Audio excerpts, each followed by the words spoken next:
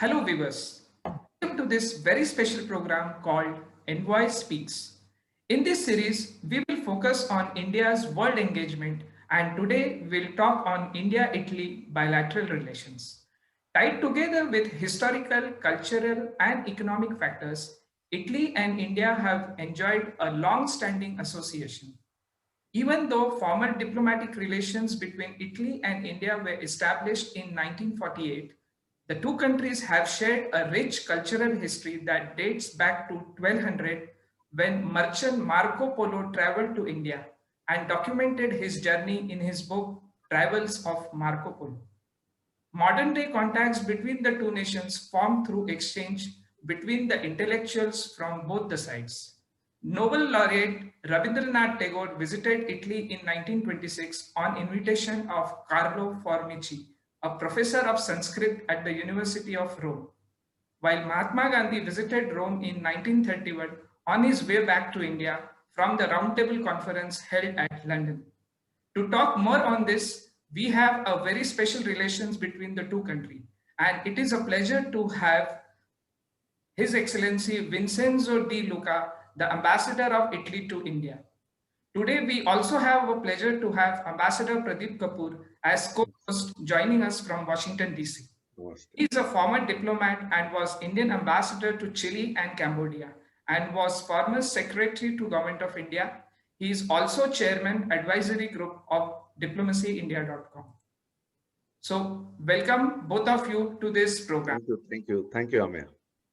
India-Italy had historical relations which has flourished over the time. Ambassador, how would you describe the historical and current state of relations between India and Italy, and how can we further build on this relationship? Thank you very much for the invitation to this webinar, and I'm very happy also to have this dialogue with Ambassador Kapoor. And about your first question, of course, Italy and India have a long-standing culture and historical tradition. I would say we have also a similar geographical shape. If you consider Himalaya mountains and Alps in Italy, and then all the rest of the country in the sea, there are some similarities between the two. There are also other similarities. That is the cultural diversity. We have different tradition in Italy and in India that have been developing during the centuries. We have multiple language influences, cultural influence, religious influences. So we are two, I would say, cultural superpowers, also in terms of heritage. Italy is #1 in the UNESCO heritage sites, but also India has a very high number of historical sites and UNESCO heritage. But this is not only about history that we have to talk here. We have also now in the last few years enhanced our strategic partnership between Italy and India, because we have also some similarities in the economic system. We are two big manufacturing countries. Italy is the second manufacturing country in Europe, and India is a manufacturing platform for the global market. And also we are tackling similar challenges like climate change, energy transition, and green economy. These are the pillars both of the Italian government policy and also Indian government policy. And also I would add also that we are promoting, and Italy is one of the most important country in the contribution to the partnership between European Union and India. So we have some very solid basis of our partnership, both in the historical perspective, but also looking at the future of our relationship. In fact, in the last digital summit, last 6th of November, for the first time, we established a very strategic partnership based on a plan of action for the coming 5 years. And also with the intensification of political summit, between the Prime Minister, the Ministers of Foreign Affairs, Minister of Trade and Investment, Minister of Agriculture and Food Processing, Ministers of Culture.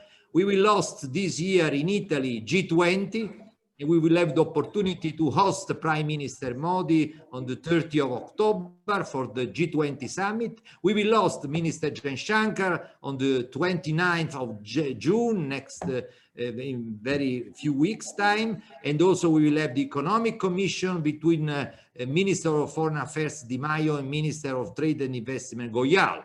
And also this year we launched two very important cultural events, that is the Cultural Festival of Italy in India and the Cultural Festival of India in Italy. Even in this very difficult time, because COVID, we have been obliged to turn some of our events in digital modalities, but we have worked a lot, as I was saying before the start of this meeting, and we have also launched a digital platform between Italy and India, between the Italian Embassy and Invest India and the Ministry of Trade and Investment. So I'm really happy to contribute to this further reinforcement, enhancement of the relationship between Italy and India. I'm so happy to be here to discuss with you also the way forward.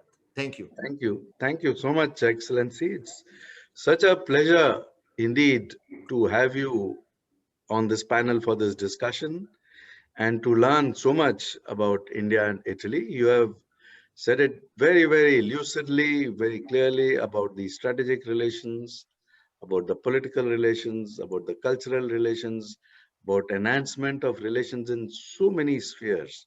What I would like to focus upon, Excellency, though you have mentioned it in brief, but in a little more detail about the economic relations, India and Italy, if we see our bilateral trade, Italy is India's fifth largest trading partner in the European Union and the 18th largest FDI contributor to India.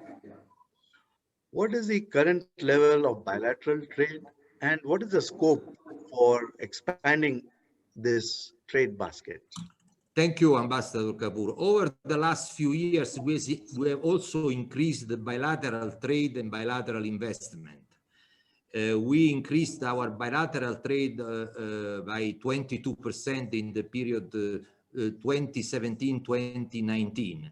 And you rightly say we are the fifth larger investors from European Union, but I would say even more, because some of our export transit through some European countries like Netherlands, Luxembourg, and Switzerland. If you consider the effective, the actual number of export that is now in 2019 more than 4 billion euro and bilateral trade 9.4 billion euro, we have really an important trade between the two countries.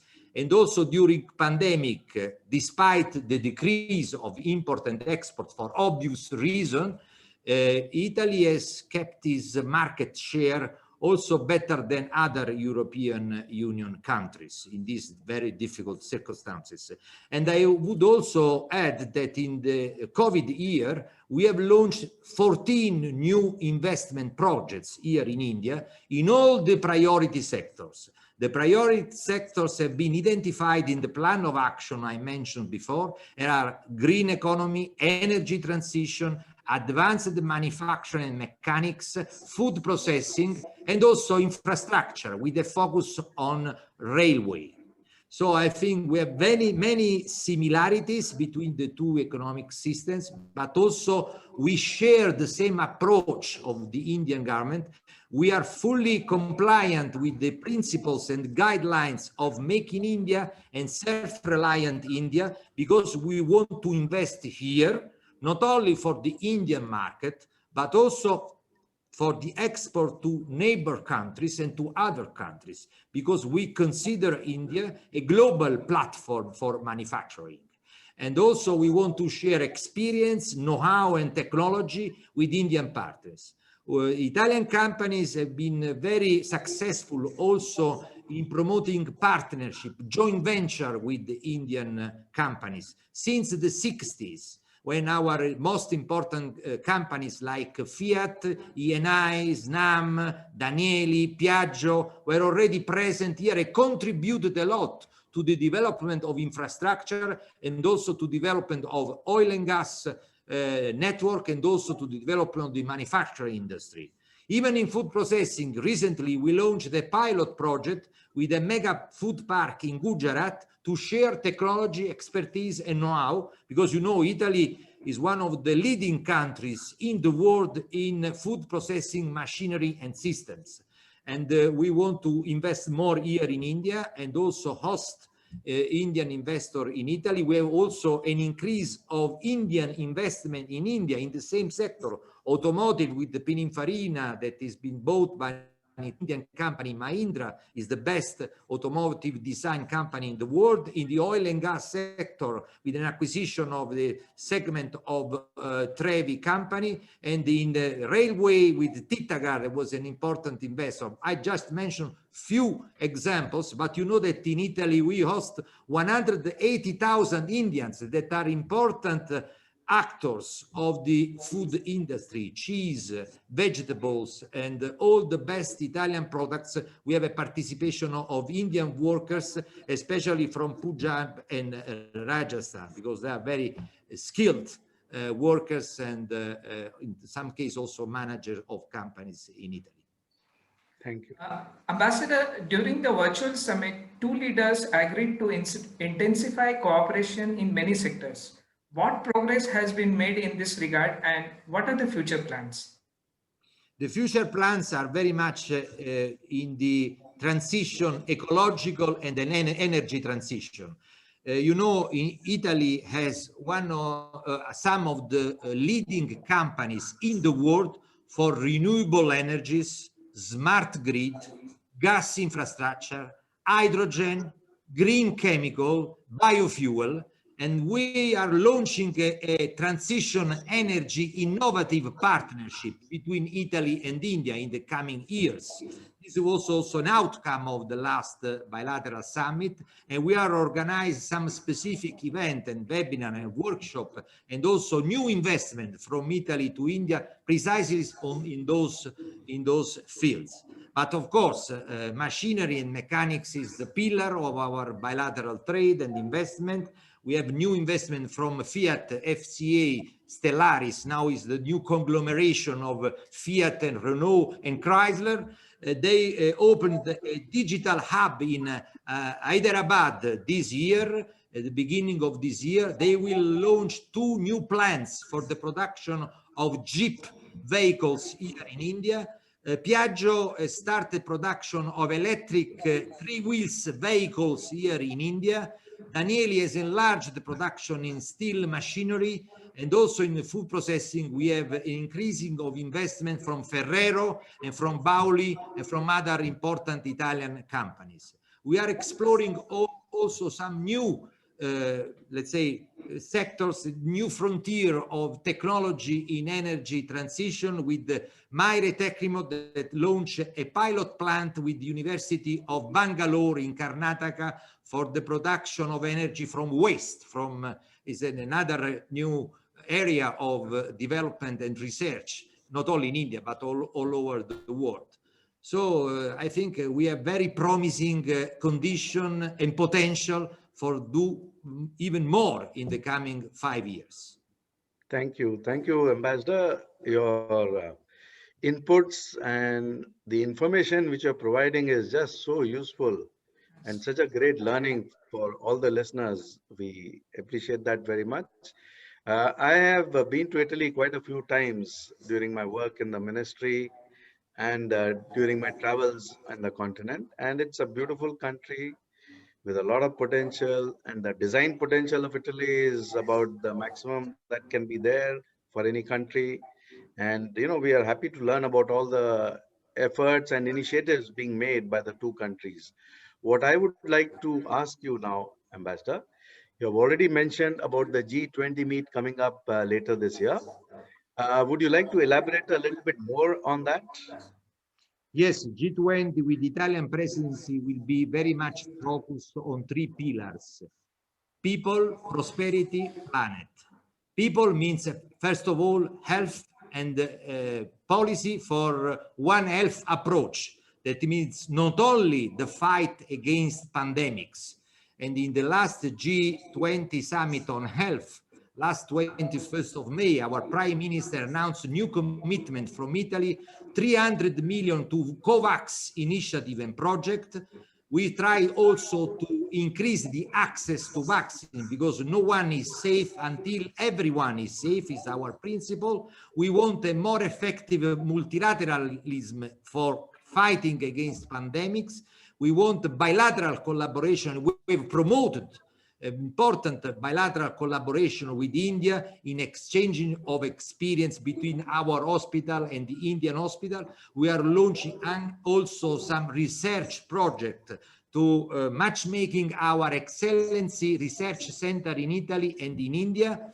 And also in the G20, we would like to have a driver role of G20 in defining new policy. We launched the Rome Declaration for having access to vaccine, for having more help to the developing countries to face this challenge, and also to provide universal health services all over the world. So we share a lot with the Indian government's perspective, vision, targets and commitments. And also in the Indo-Pacific area, we have increased the number of projects in the initiative of Italy. We enter the CDRI, that is the organization promoted by India for resilient infrastructure. We joined the International Solar Alliance. We joined the IORA. We have become a development partner of Asian countries. So we want a multipolar Asia in a multipolar world, as rightly said by your Minister of Foreign Affairs, Jai Shankar, recently also in his very interesting book. So I think there are many fields where we work together with India in the framework of G20. Of course, other people, we have also prosperity. Prosperity means an inclusive recovery to fight against the social imbalances all over the world. And in Italy, we have a recovery plan that is based on the same priorities. That is digitalization, ecological transition, inclusiveness, and digitalization. These are more or less the framework where we work in the European Union context and as president of the G20. Also for a fair and equitable trade system. Also in this field, we would like to have a more effective multilateralism, and we are in favor of more agreement between European Union and India. We support the launch of new negotiations in trade, investment, and geographical indication that was adopted this decision in Oporto in the last European Union-Indian Summit last 8th of May. Ambassador, there is an action plan for an enhanced partnership between India and Italy 2020-2024. What is the roadmap for this? The roadmap is to increase our investment here. We launched the digital platform to promote more matchmaking between Italian companies and Indian companies. We are also working on some project more dedicated to SMEs, small and medium-sized enterprise, are pillar of the economy in India and are in the forefront of the Italian economy. You know, in Italy, we have 4,400,000 SMEs. That means we have one company out of 11 citizens, Italian citizens. It's the highest number in the world. And large part of the Italian exporter companies are SME. So we would like to promote a matchmaking between Italian SMEs and Indian SMEs. And we are working on specific projects to provide also new financial tools to have more investment and more trade between Italian and Indian SMEs. Thank you, Excellency. That is, and just so amazing to learn that Italy has the highest per capita number of SMEs in the world. Italy has so many impressive characteristics, including in culture, in fashion, in industry, in cuisine, in so many sectors, in design, the foremost in the world. What I would like to ask you, Ambassador, is the aspect about the Italian companies which are participating in Make in India and which are the sectors in focus. You rightly mentioned all the sector of the so-called creative industry, that is design, that is fashion, that is movie, that is handicraftsmanship. There are a lot of also in this case similarities. We have in India already the most important fashion school present in Mumbai. They want to expand their presence here, and they host the highest number of their school. The foreign students in Milan of Marangoni School comes from India, not from US or from China or from other very important countries. Comes from India. That means there is also here a wish and desire to do more with Italy. We host in Italy next September at Salone del Mobile, the most important design fair in the world. Hundreds of Indian buyers, Indian operators. And also in the movie sector, last year, Italy was a partner country of Frame, the event every year of the Bollywood industry. And we have promoted more collaboration between Italian movie producers and Indian producers. We have also hosted in Venice Festival, focus on India, organized together with the FICCI. So in all the creative industry, we have a potential still to be exploited, but we have already a number of activities, events and projects very important between the two countries. Ambassador, both countries have signed agreements for cultural cooperation. Could you throw a light on this? Yes, we have signed an important agreement in the last digital summit on cultural heritage to have an exchange of expertise, experience, and also technology, because it's very important technology in the preservation and promotion of heritage. We have experienced in Italy a number of sites, new way to promote our cultural heritage. And we want to share this with India because India is a very, very important cultural tradition. And we are aware about the opportunities of having more exchange between Italy and India also in this field.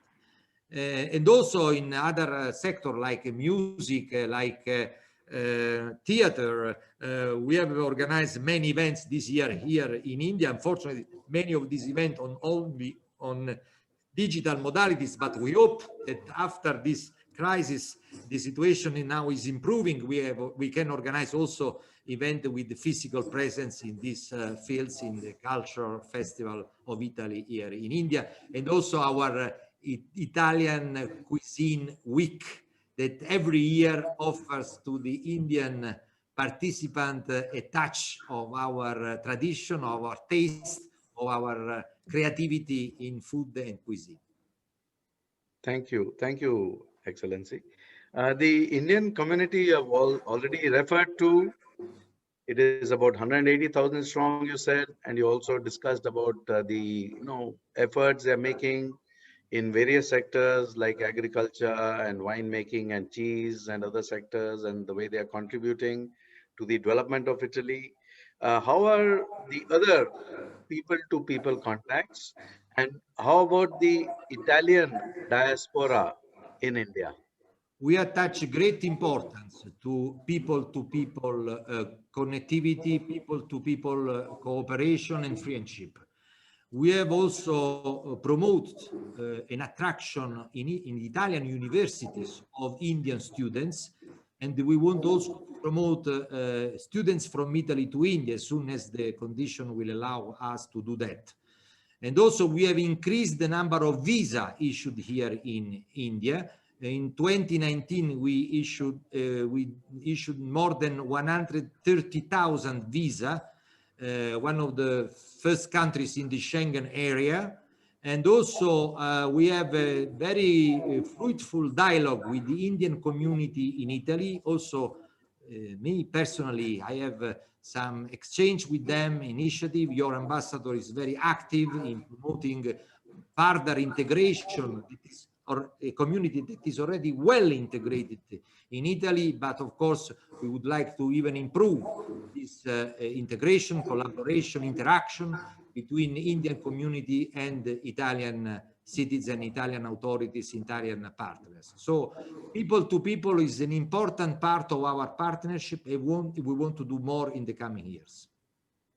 Ambassador, it's such a pleasure to listen to your answers. I come to my last question. How are the two countries collaborating on international forums? What is Italy's stand on India's desire to become a permanent member of UNSC? We are in favor of an effective multilateralism, and also with the different kind of format in this world, because we have a multipolar world. We would like to have also a more effective role and more inclusive war, a more effective role of the United Nations. So this is our view, and we share with India the idea that the global challenges have to be tackled by global response and by an effective multilateralism. That's our principle, and we have shared in the preparatory meetings of G20 and will be in the agenda of G20 next October. Thank you so much. Thank you, Excellency. The range of subjects you have covered, the light you have thrown on the bilateral relations, the strengths of Italy, the strengths of India, the overlapping areas of interest, the synergies between the two countries, and the passion with which you have been taking these forward is very impressive. What I'd like for our audience also to hear from you is some personal story of some experiences of your stay in India. Unfortunately, my experience has been affected by the COVID crisis, but this remains in my mind. The period when we collaborated with Indian authorities for the repatriation of Italian tourists from India to Italy and from Italy to India, thousands of Indians that had to come back here in India during the first COVID wave that was very strong and very dangerous in Italy. This remains in my mind, in my heart for the rest of my life, because this is an example of friendship, of solidarity, of partnership that is really unique, because I think Italy and India shares this human touch, the importance of human relation, personal relation, family relation. This is what links the two countries, the two cultures, the two traditions. Thank you so much for hosting me at this very interesting debate. Thank you, Excellency, for joining us. And we are very happy that we had these few moments to share.